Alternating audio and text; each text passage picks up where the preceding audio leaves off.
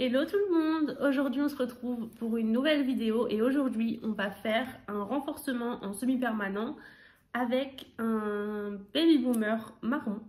Donc je vais vous montrer comment je fais mon gainage en semi-permanent, mon renfort quoi, et également comment je fais mon baby boomer à l'airbrush, même si ce ne sera pas un baby boomer blanc mais un baby boomer marron. C'est parti! Je commence donc par désinfecter les mains de ma cliente avec un désinfectant en spray. Ensuite, je vais juste venir frotter. Et on va commencer tout de suite en enlevant du coup la couche de semi-permanent qu'il y avait juste avant. Donc c'était également un renfort semi-permanent avec juste une couleur simple. Je viens donc l'enlever comme quand j'enlève le gel, mais évidemment je vais aller moins loin vu que c'est pas du gel mais du semi. Ça va donc s'enlever 2 fois plus vite. Il faut également faire très attention quand on enlève une couche de semi-permanent parce que forcément, comme il n'y a pas une couche aussi épaisse, il ne faut pas aller hyper loin et faire très attention à ne pas toucher l'ongle naturel avec l'embout de dépose parce que sinon on risque quand même de faire très mal à la cliente. Après avoir dépoussiéré, je vais venir raccourcir l'ongle naturel directement avec la ponceuse et encore une fois je fais très attention à ne pas déraper et à ne pas lui faire mal du coup. Je viens juste raccourcir comme ça légèrement le bout pour après venir faire la mise en forme avec ma lime. On peut également déjà passer légèrement sur les côtés pour nous faciliter le travail après. On va ensuite passer aux cuticules. Je vais donc venir les repousser avec un petit bâtonnet de buis, c'est ce que je trouve le plus simple et le plus pratique à utiliser. Je viens donc bien les repousser pour être sûr que plus rien ne me gêne et ensuite on va passer à la ponceuse. On va donc prendre un embout flamme à grain bleu et on va passer dans un sens en forward et dans l'autre sens en reverse. C'est hyper important de bien passer dans les deux sens parce que c'est ce qui va vous permettre d'avoir une cuticule bien propre. Après être passé dans les deux sens, je vais venir remonter le bourrelet de peau en passant juste mon embout en dessous et comme ça j'aurai plus de facilité avec les ciseaux. Pour éviter de fragiliser la cuticule, je vais passer l'embout emery avant de passer les ciseaux. Donc je fais bien attention à le passer partout pour ne laisser aucun endroit qui puisse être brillant. Et donc bien égaliser toute la plaque, que tout soit bien dépoli et également enlever les petits résidus qui restaient de semi-permanent ou de base. On passe maintenant aux cuticules, donc aux ciseaux à cuticules. On va venir les couper et on fait bien attention à ne couper que la partie blanche qui est donc de la peau morte et surtout à ne pas couper ce qui est de la peau vivante quoi. Parce que sinon forcément la cliente va saigner. On n'hésite pas à passer la brosse entre chaque coup de ciseau si besoin pour éviter de couper la peau en pensant que c'est une poussière alors qu'en fait pas du tout, c'était juste une poussière et du coup vous allez lui faire mal.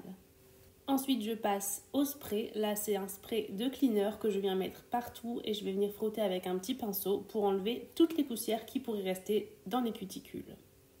Ensuite, on applique le Night Prep qui est un déshydratant, donc on n'hésite pas à en mettre bien partout. On passe ensuite au primer et là, le plus important, c'est de ne pas toucher la cuticule avec le produit parce que sinon, votre base ou votre gel après va aller se mettre dans les cuticules, c'est sûr et certain. On passe ensuite à la base du coup. J'utilise une base de chez Purple qui est la base, la Fiber Base Nude. Je viens donc faire comme avec le gel, une couche de glissement. Et ensuite je viens prendre une petite boule de produit que je vais aller égaliser en passant à gauche et à droite. Et ensuite je vais venir passer avec le petit pinceau à Nail Art pour en mettre bien partout sur les côtés. Quand c'est fait, je vérifie le fil de lumière. S'il est bon, je catalyse. Sinon, je retourne l'ongle pour modifier. Voilà, donc on fait la même chose, la couche de glissement qu'on met bien partout. Ensuite, on va prendre une petite boule de gel et on va l'appliquer directement sur l'ongle. Quand c'est fait, on la travaille. Si on n'en a pas assez, on peut en reprendre, il n'y a pas de souci. Voilà, donc là j'en avais pas assez, j'en reprends. Et je viens l'étaler de gauche à droite avec mon pinceau. C'est une technique, mais quand vous l'aurez, ça ira tout seul. Et ensuite, on étale les côtés avec le pinceau et on vérifie le fil de lumière. Si on a débordé, on n'hésite pas à enlever. Ensuite, je vais venir dégraisser et matifier avec un buffer parce que, comme on fait un baby boomer, je préfère toujours matifier avant. Je trouve ça plus simple et la matière se répartit mieux. Donc voilà, je matifie tous les ongles et ensuite on passe au airbrush.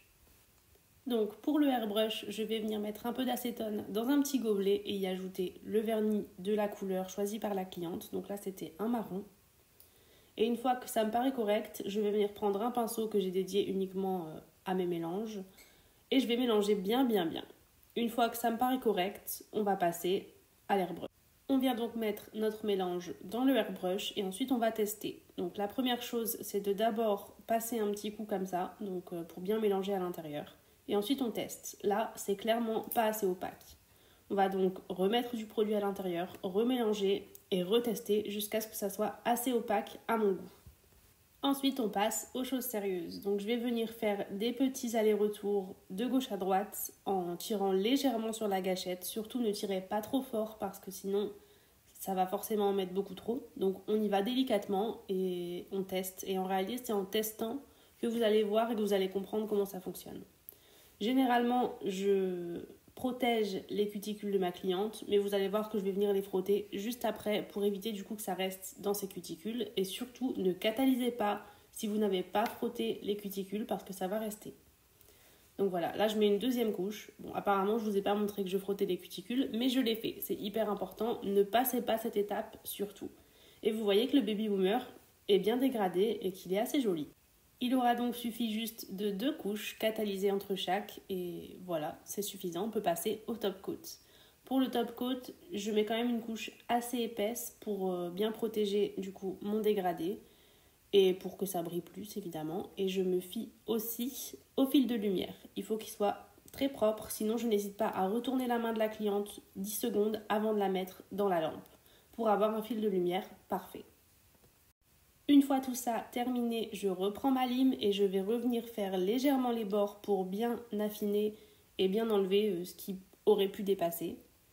Et voilà, je refais donc bien ma forme correctement. Ensuite, l'étape à ne surtout pas négliger, c'est l'étape du dessous d'ongle. Je prends mon embout emery et je viens faire le dessous pour qu'il y ait 0 paquet en dessous de l'ongle parce que sinon c'est pas très joli et ça donne pas très envie à la cliente de revenir. Donc je passe avec l'embout emery et je fais très attention parce qu'il a tendance à partir sur le côté, donc je le tiens correctement.